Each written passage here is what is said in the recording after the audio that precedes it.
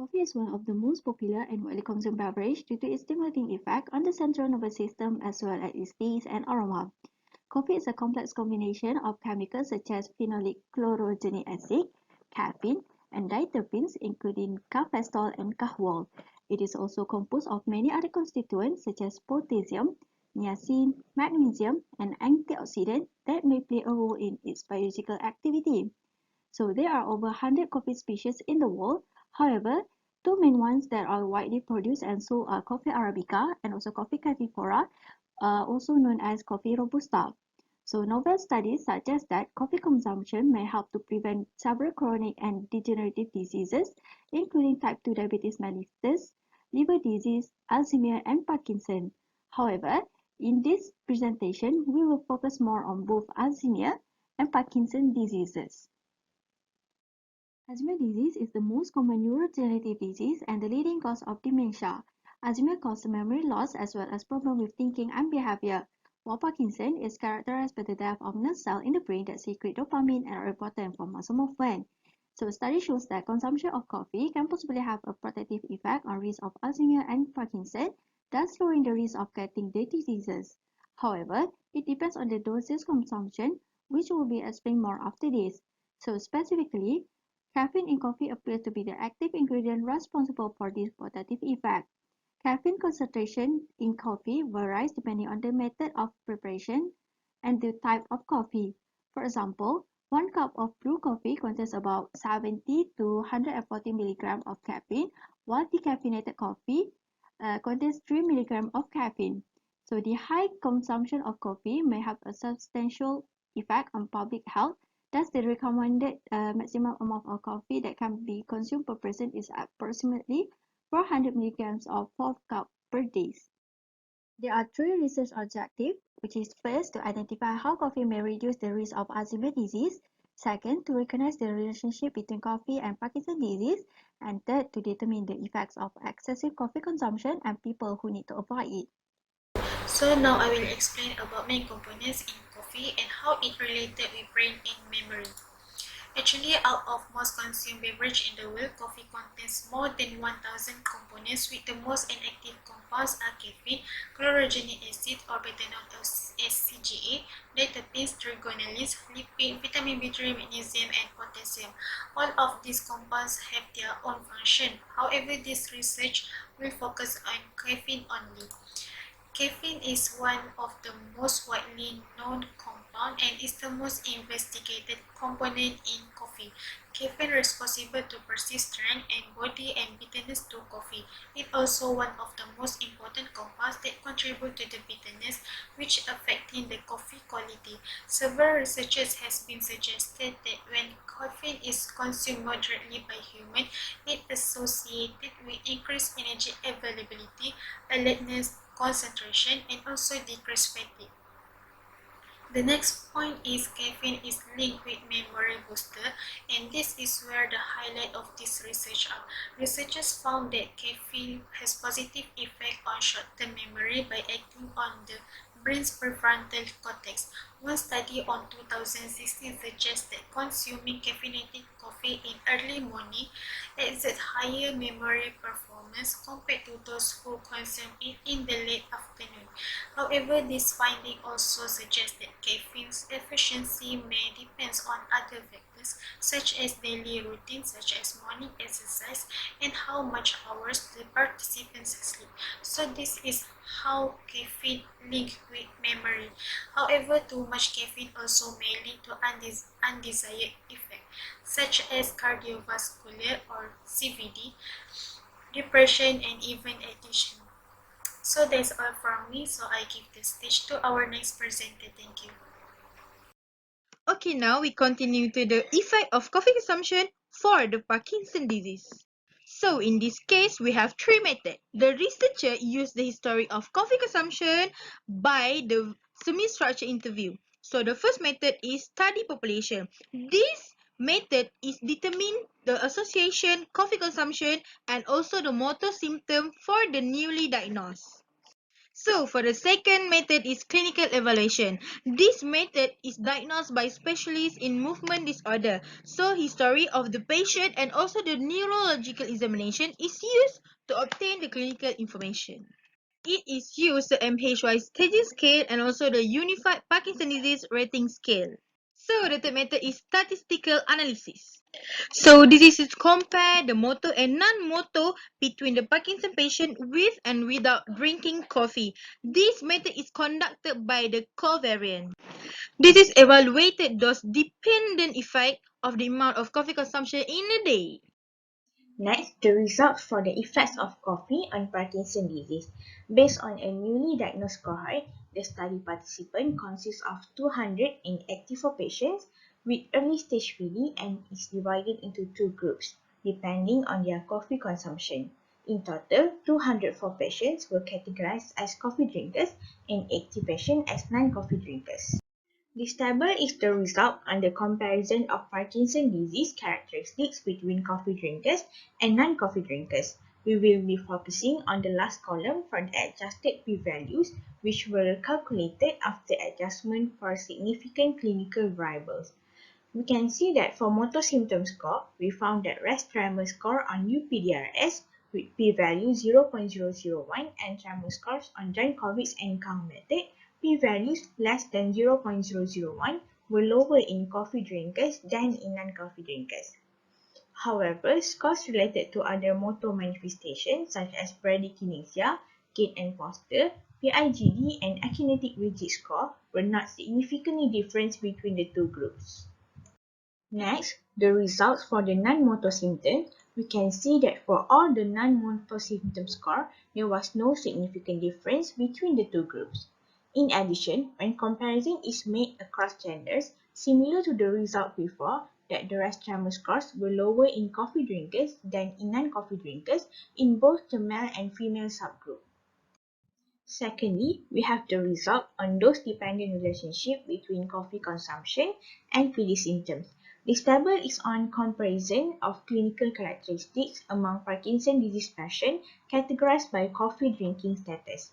After adjustment for the confounders, only UPDRS tremor with the adjusted p-value at 0.002, UPDRS rest tremor 0.002, and tremor scores in both Shankovitz and Kang method 0.003 and 0.002 were found to be related to coffee consumption in a dose-dependent manner. Here, this means that the coffee consumption was inversely related to tremor severity in a dose-dependent manner.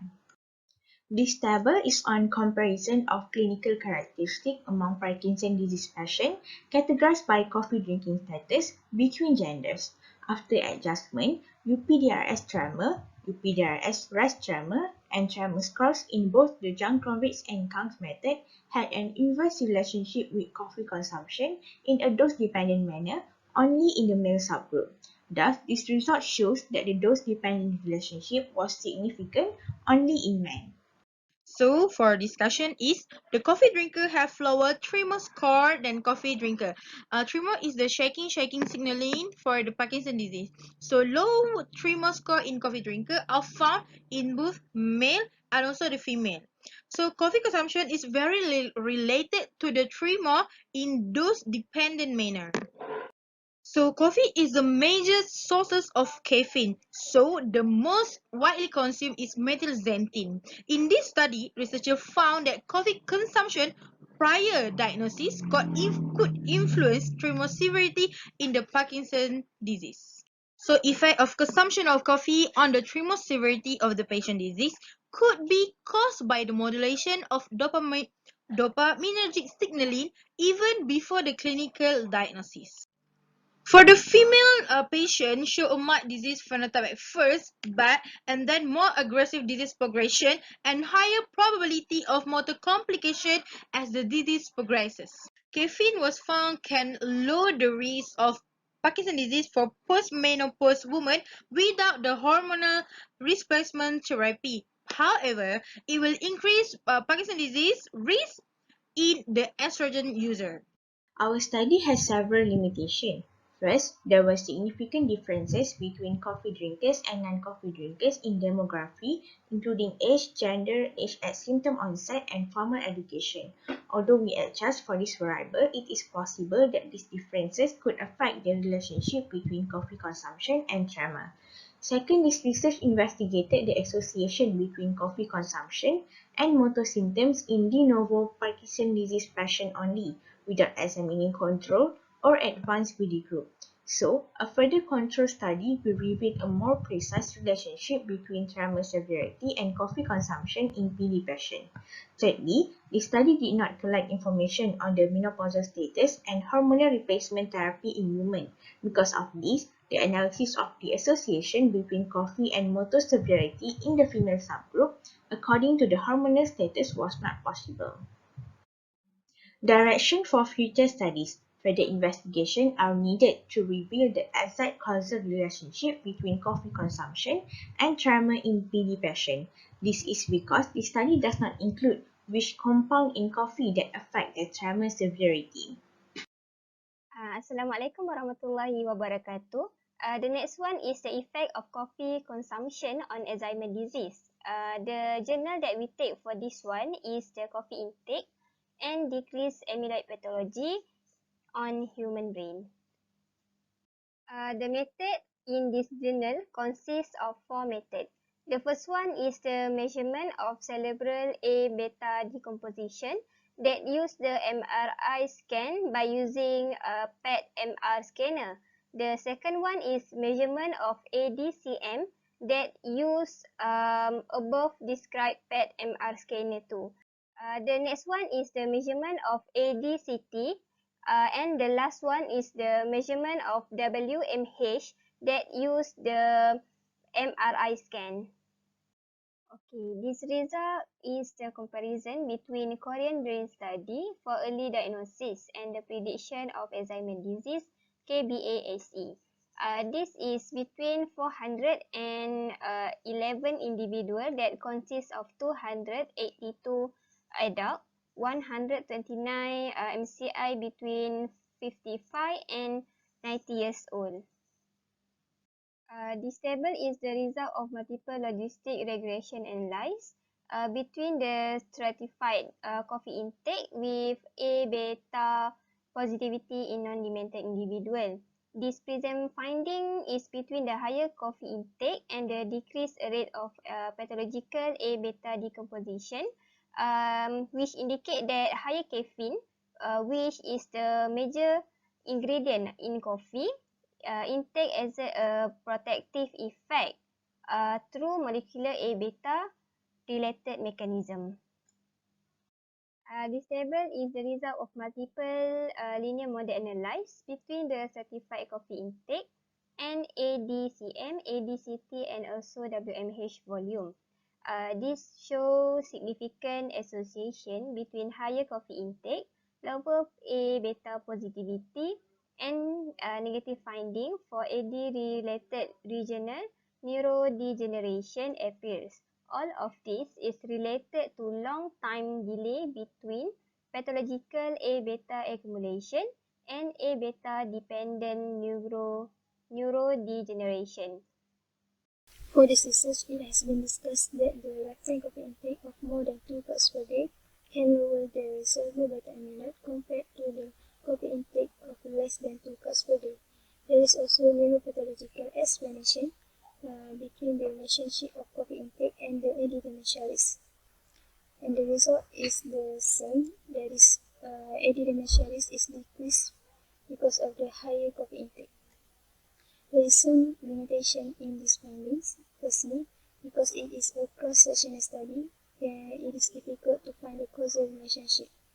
Second, the consumption of the coffee intake in older individuals may be underestimated, but the coffee intake is less prone to this report because it is a normal long-term activity. Lastly, it is unclear which ingredient in the coffee is actually affect the soluble beta amyloid pathology. So, further investigation is needed to clarify which ingredient in the coffee is actually affect cerebral data amyloid pathology. Even coffee intake can help to reduce tumor of Parkinson and risk of Alzheimer's disease, but there is still have some health risks due to coffee consumption. Based on research, there are 4 health risks that I want to highlight today. So firstly, coffee consumption can affect pregnant women. When someone drinking coffee during pregnant, actually the amount of caffeine will reach the fetus and child is highly sensitive to caffeine. So it may interfere with oral contraceptive of pregnant women. Therefore, the mode of action is drinking not more than 1 cup per day. Other than that, coffee consumption has negative impact on people with cholesterol, especially when they drinking unfiltered coffee. This is due to coffee bean contains caffeine and kahwel, which can help to raise the low density lipoprotein, also known as bad cholesterol level. Therefore, they must drinking in moderation. Other than that, coffee can cause insomnia and restlessness. Therefore, the recommended maximum amount of caffeine is 400 mg, which is obtained from 4 cups of coffee. And lastly, coffee can cause death if drinking around 80 to 100 cups per month, which approximately 23 liters. This is due to coffee become a poisonous and contains around 10 to 13 grams of caffeine in our body, and it may getting worse if someone drinking and vomiting. To conclude, of course, coffee can be consumed, and coffee also has ability to provide an energy boost, also offers some other important health benefits, but it should not be consumed in a high amount to prevent a long or short-term effect and side effect. For the Alzheimer part, the study shows a high caffeine intake can develop Alzheimer and mild dementia in a long period. Highlight that high caffeine intake. Also, higher lifetime coffee intake is likely to contribute to lowering the risk of AD or related cognitive decline by reducing pathological cerebral amyloid deposition. For the Parkinson's part, the first journal described the effect of caffeine intake on motor system and how it affects Parkinson's patients. Coffee drinkers had lower tremor scores when compared to non-coffee drinkers. Coffee consumption was inversely related to tremor severity in a dose-dependent manner in de novo PD patients. This relationship was statistically significant only in rest tremor. The effect of coffee consumption on tremor severity was gender-dependent, and it was significant only in men. Acknowledgement. We would like to thank everyone who played a role in this research accomplishment. We also thank both Dr. Hafiza and Sir Salbihan for their helpful advice and guidance throughout the research process. This is our reference. Thank you.